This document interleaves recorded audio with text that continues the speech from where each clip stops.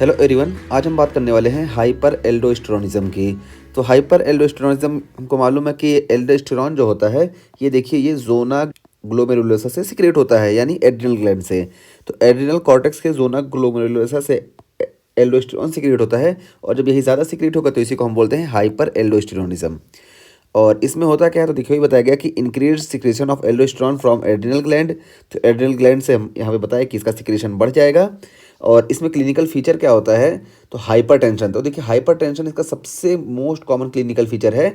इसी वजह से 2021 की गाइडलाइन है कि अगर कोई भी न्यूली डायग्नोस्ड हाइपरटेंसिव पेशेंट हमको दिख रहा है, तो उसमें सबसे पहले हम ये डिटरमाइन करेंगे कि इसको कहीं प्राइमरी हाइपर एल्डोस्टेरोनिज्म तो नहीं है। अगर ये है तो हम इस हिसाब से ट्रीट करेंगे, वरना हम दूसरे वे में जाएंगे। तो इस वजह से ये हाइपरटेंशन इसका बहुत ही कॉमन फीचर है। और डिक्रीज और नॉर्मल पोटेशियम, तो पोटेशियम जो होगा ये नॉर्मल होगा या डिक्रीज होगा। और मेटाबॉलिक एल्कलोसिस, तो ये तीन चीज़ हमको देखने को मिलेगा। तो ये तीनों चीज़ें क्यों देखने को मिलेगा, तो हम यहाँ पे मैकेनिज्म की बात कर लें तो हमको मालूम है कि एल्डोस्टेरॉन, देखिए एल्डोस्टेरॉन जब इससे सिक्रेट होता है जोना ग्लोमेरुलोसा से, तो फिर यहाँ पे आके ये प्रिंसिपल सेल पे वर्क करता है। यहाँ पे इसके रिसेप्टर होते हैं, और जब ये इस पे वर्क करता है तो ये न्यूक्लियस पे तीन सिग्नल भेजता है। तीन तरह के सिग्नल भेजने की वजह से ये देखिए ये सोडियम पोटेशियम चैनल है, इसका भी फॉर्मेशन होगा, और ये इनएक्ट चैनल है तो इसका भी फॉर्मेशन होगा, और पोटेशियम चैनल इसका भी फॉर्मेशन कराएगा। तो जब इसका फॉर्मेशन होगा तो देखिए यहाँ से जो सोडियम आ रहा था उसका रिटेंशन ज़्यादा हो जाएगा। सोडियम यहाँ अंदर आएगा, और इस सोडियम पोटेशियम एटीपेज की मदद से ये चला जाएगा हमारे सिस्टमिक सर्कुलेशन में। ठीक है, तो सोडियम के साथ साथ वाटर भी जाएगा, तो सोडियम और H2O का रिटेंशन हुआ, जिसकी वजह से हमको हाइपर टेंशन देखने को मिलेगा, पहली चीज़। और नॉर्मल या डिक्रीज पोटेशियम हमको क्यों देखने को मिलेगा, तो देखिए यहाँ से सोडियम पोटेशियम एटीपेज इसको पोटेशियम को अंदर भेजेगा, और फिर ये पोटेशियम यहाँ से लॉस हो जाएगा। और जो पोटेशियम यहाँ से लॉस हुआ तो उस वजह से पोटेशियम डिक्रीज हमको देखने को मिलेगा हाइपर एल्डोस्टेरोनिज्म के केस में। और नॉर्मल भी देखने को मिल सकता है। क्यों नॉर्मल देखने को इसलिए मिलेगा, ये देखिए इंटरकलेटेड सेल है, alpha cell of the intercalated cells. तो ये अल्फा सेल में यहाँ पे देखिए सोडियम और H+ एंटी ट्रांसपोर्टर प्रेजेंट होता है। इस वजह से ये पोटेशियम को अंदर ले लेगा, और देखिए यहाँ से H+ को बाहर दे देगा।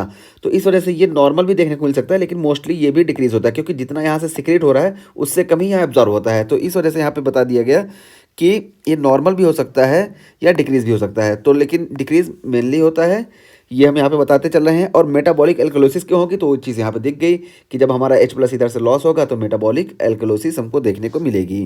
तो ये तीनों मैकेनिज्म हम बता दिए। और उसके बाद फिर देखिए क्या है कि primary hyperaldosteronism does not directly cause oedema due to aldosterone escape mechanism.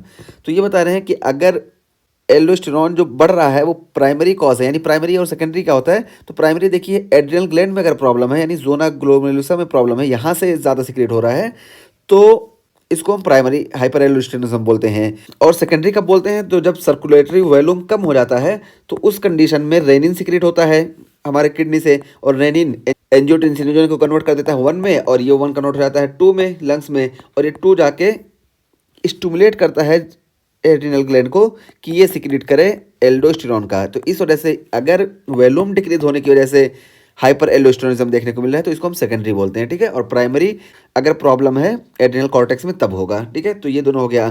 तो वही यहाँ पे बताया गया कि अगर प्राइमरी हाइपर एल्डोस्टेरोनिज्म है तो इस कंडीशन में एडिमा नहीं होगा।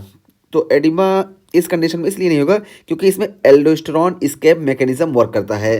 तो एल्डोस्टेरॉन क्या करता है कि यहाँ से सोडियम और वाटर का रिटेंशन कराता है, तो इस वजह से एडिमा होना चाहिए। लेकिन प्राइमरी हाइपर एल्डोस्टेरोनिज्म की कंडीशन में एल्डोस्टेरॉन एस्केप मैकेनिज्म काम करता है, इस वजह से एल्डोस्टेरॉन का फंक्शन जो होता है वो कम हो जाता है, इस वजह से एडिमा इसमें नहीं देखने को मिलता है। और ये बताया जा रहा है कि however certain secondary cause of hyperaldosteronism, तो secondary cause of hyperaldosteronism में जैसे हार्ट फेलियर है, impair the aldosterone escape mechanism. तो एल्डोस्टेरॉन एस्केप मैकेनिज्म ये इम्पेयर हो जाता है। जब ये इम्पेयर हो जाएगा तो एल्डोस्टेरॉन ज़्यादा यहाँ पे वर्क करेगा, ज़्यादा सोडियम और वाटर रिटेंशन होगा, इस वजह से इसमें एडिमा देखने को मिलेगा, और एडिमा बहुत ज़्यादा हो जाएगा। ठीक है, वर्सनिंग ऑफ एडिमा हमको देखने को मिलेगा। तो यहाँ पे ये बताया गया। अब प्राइमरी हाइपर एल्डोस्टेरोनिज्म में क्या होता है, तो देखिए scene in patient with bilateral adrenal hyperplasia. तो जब एड्रिनल ग्लैंड का हाइपरप्लेसिया हो जाएगा तो हमको हाइपर एल्डोस्टेरोनिज्म देखने को मिलेगा ही, और 60% केसेस में ऐसा ही होता है। और एड्रिनल एडिनोमा या एड्रिनल एडिनोमा भी हमको देखने को मिल सकता है, जिसको हम कॉन सिंड्रोम बोलते हैं। तो इसमें एड्रिनल ग्लैंड का एडिनोमा हो जाएगा, इस वजह से ज़्यादा एल्डोस्टेरॉन सिक्रीट होगा, ठीक है। तो ये 30% केसेस में होता है, 60% केसेस में ये होता है, 30% केसेस में ये होता है। और दूसरे भी केसेस हैं लेकिन वो इतना इंपॉर्टेंट नहीं है, जैसे एड्रिनल कार्सिनोमा है, इसी तरीके से फेमिलियल हाइपर एल्डोस्टेरोनिज्म है, ठीक है, ये 9% केसेस में होता है, ठीक है। तो यहाँ पे हम ये बताते चल रहे हैं। और देखिए इसी एड्रिनल एडिनोमा को हम कॉन सिंड्रोम के नाम से जानते हैं। और उसके बाद इसमें देखिए एल्डोस्टेरॉन ज़्यादा होगा क्योंकि यहाँ से एल्डोस्टेरॉन ज़्यादा सिक्रेट हो रहा है, और रेनिन इसमें कम होगा क्योंकि इसमें किडनी का कोई रोल ही नहीं है, सिर्फ यहाँ प्रॉब्लम है, इस वजह से ज़्यादा एल्डोस्टेरॉन सिक्रेट हो रहा है। और जब ज़्यादा से ज़्यादा एल्डोस्टेरॉन सिक्रेट हो रहा है तो जीएफआर ज़्यादा होगा, जब जीएफआर ज़्यादा होता है तो रेनिन अपने आप कम हो जाता है, ठीक है। तो रेनिन कम होने की मेन वजह यही है, ठीक है। और leads to treatment resistant hypertension, तो ट्रीटमेंट रेजिस्टेंट हाइपरटेंशन हमको देखने को मिलेगा, यानी अगर हम ट्रीटमेंट इस पे देंगे तब भी कोई फ़ायदा नहीं होगा। क्यों? क्योंकि यहाँ से एल्डोस्टेरॉन ज़्यादा सिक्रेट हो रहा है, वही H2O और सोडियम को रिटेंशन करा रहा है, इस वजह से यहाँ पे जो हाइपरटेंशन है वो ट्रीटमेंट रेजिस्टेंट हाइपरटेंशन है। और उसके बाद सेकेंडरी हाइपर एल्डोस्टेरोनिज्म की बात करें तो हम ये शुरू में ही बताएं कि सेकेंडरी हाइपर एल्डोस्टेरोनिज्म, इसमें मेन कॉज एड्रिनल ग्लैंड नहीं होती है बल्कि दूसरा होता है। तो देखिए वही बताया गया कि seen in patient with renovascular hypertension, तो रीनोवैस्कुलर हाइपरटेंशन में हमको देखने को मिलेगा सेकेंडरी हाइपर एल्डोस्टेरोनिज्म, यानी जब जीएफआर कम हो जाएगा तो रेनिन ज़्यादा सिक्रेट होगा, रास एक्टिवेट हो जाएगा जो कि स्टिमुलेट कर देगा एड्रिनल ग्लैंड को, जिसकी वजह से हाइपर एल्डोस्टेरोनिज्म हमको देखने को मिलेगा। इसी तरीके से जक्स्टा ग्लोमेरुलर सेल ट्यूमर, तो इसमें रेनिन ज़्यादा प्रोड्यूस होगा क्योंकि इसी से रेनिन प्रोड्यूस होता है। और एडिमा, एडिमा में भी हमको सेकेंडरी हाइपर एल्डोस्टेरोनिज्म देखने को मिलेगा। जैसे एडिमा अगर सिरोसिस हो रहा है तो सिरोसिस में क्या होता है कि प्रोटीन सिंथेसिस डिक्रीज हो जाती है, जब प्रोटीन सिंथेसिस डिक्रीज होगी तो जो हमारी वेसल्स हैं इनका ऑनकोटिक प्रेशर डिक्रीज हो जाएगा, जब ऑनकोटिक प्रेशर डिक्रीज होगा तो यहाँ जो फ्लूइड है ये ज़्यादा चला जाएगा इंटरस्टिशियल टिश्यू में, इस वजह से एडिमा होगा।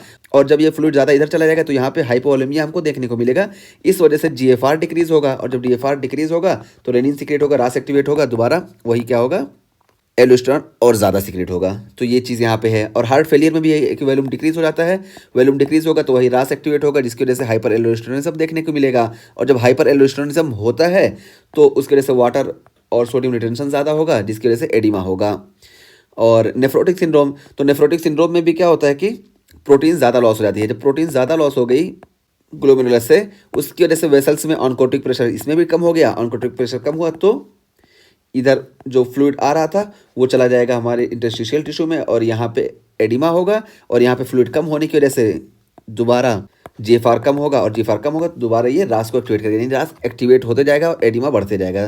तो देखिए यहाँ पे वही बताया गया कि सेकेंडरी हाइपर एल्डोस्टेरोनिज्म में वर्सनिंग ऑफ एडिमा देखने को मिलता है। उसका मैकेनिज्म यही है कि जब एडिमा होगा तो यहाँ पे वेसल्स में फ्लूइड कम होता जाएगा और इधर इकट्ठा होगा, और जब ये यहाँ कम होगा तो जीएफआर कम होगा, जीएफआर कम होगा और ज़्यादा एल्डोस्टेरोन सिक्रेट होगा, मीन्स रास एक्टिवेट होगा, और ज़्यादा एल्डोस्टेरोन सिक्रेट होगा, और ये और ज़्यादा एडिमा कॉज करेगा। और इसमें एल्डोस्टेरॉन एस्केप मैकेनिज्म काम नहीं करता है सेकेंडरी में। और उसके बाद फिर क्या है, देखिए यहाँ पे बताया गया कि इसमें और इसमें मेन फ़र्क क्या, कि इसमें रेनिन ज़्यादा होता है और इसमें रेनिन कम होता है। तो रेनिन ज़्यादा इसमें इसलिए होता है क्योंकि जीएफआर कम हो रहा है, ठीक है, ये चीज़ होगी।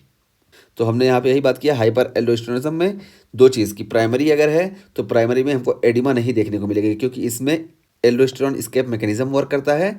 और अगर सेकेंडरी कॉज है यानी प्रॉब्लम एड्रिनल ग्लैंड में नहीं है तो यहाँ पे एल्डोस्टेरॉन एस्केप मैकेनिज्म ये वर्क नहीं कर पाता है, जिसकी वजह से वर्सनिंग ऑफ एडिमा देखने को मिलता है, ठीक है। और प्राइमरी में 60% केसेस में एड्रिनल हाइपरप्लेजिया होता है, वो भी बाइलेटरल, और 30% केसेस में एड्रिनल एडिनोमा होता है, जिसको हम कॉन सिंड्रोम बोलते हैं। और दोनों में फ़र्क मेन यही है कि इसमें रेनिन कम हो जाता है, इसमें रेनिन ज़्यादा होता है, इसी वजह से इसको हम हाइपोरेनिमिक हाइपर एल्डोस्टेरोनिज्म बोलते हैं, और इसको हम हाइपर रेनिमिक हाइपर एल्डोस्टेरोनिज्म बोलते हैं, ठीक है। तो दोनों में ये फ़र्क हो गया।